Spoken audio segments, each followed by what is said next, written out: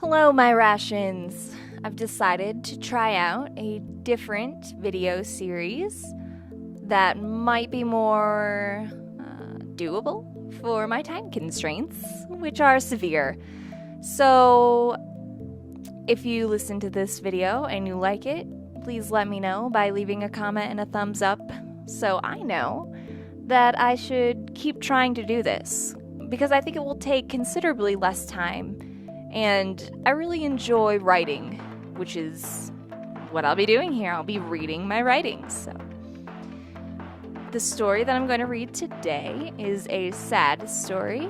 So, turn back now if you aren't into that. It was written in 2010, and it is a journal entry of a day that I have actually experienced. And I titled this Profound Sadness. I had to sit with a woman whom I've given the term mom, although she's not my actual mother, at the hospital today. Mom had, or has, a double kidney infection. She has had one before, therefore considering the symptoms, expected as much. We were there from 2 to 9. Well, she was. I arrived as quickly as I could. Ashley called me as she was dropping her off. I was probably there a half hour less than she.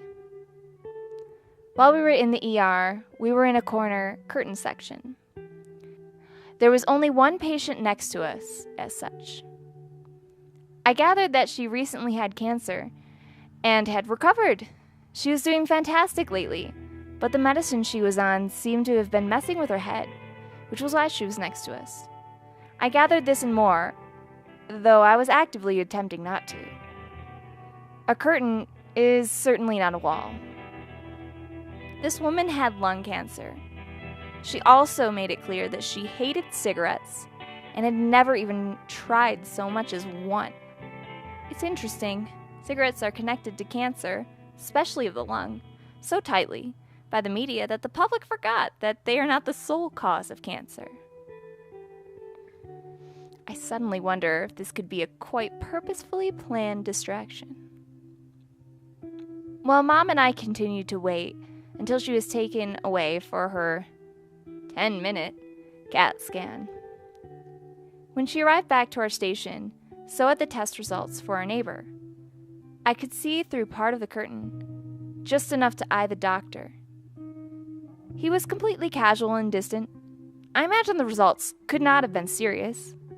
I started to daydream, though my ears continued to listen. My mind screeched to a halt.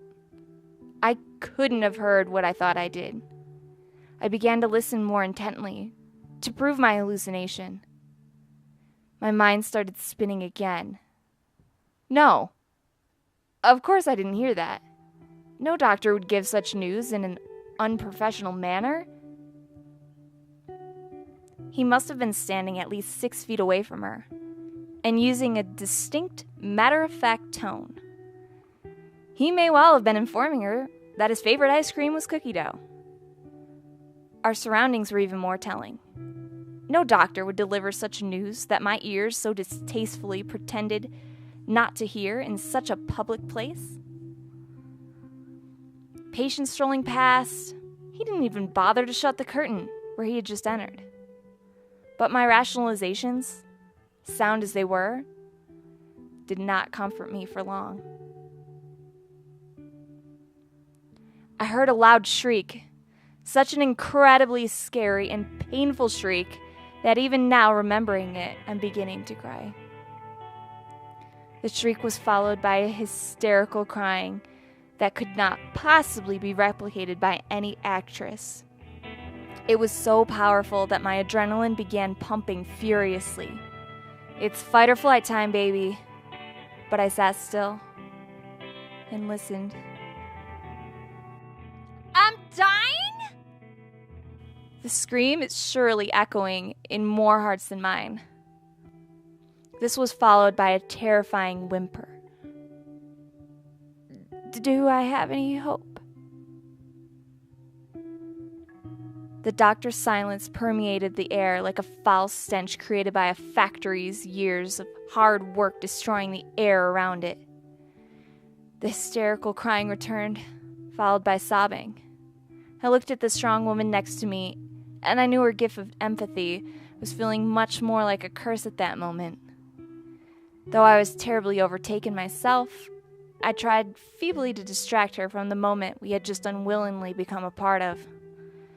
Her usually quite active words were too exhausted from her pain, and the pain surrounding us.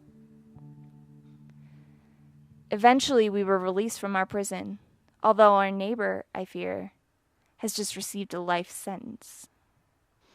As we gathered our belongings, 2 lighters fell out of Mom's pockets. Though the terrifying screams ring quite real in my brain, the doctor's words remain reminiscent of hallucination. We found a quite large mass in your brain.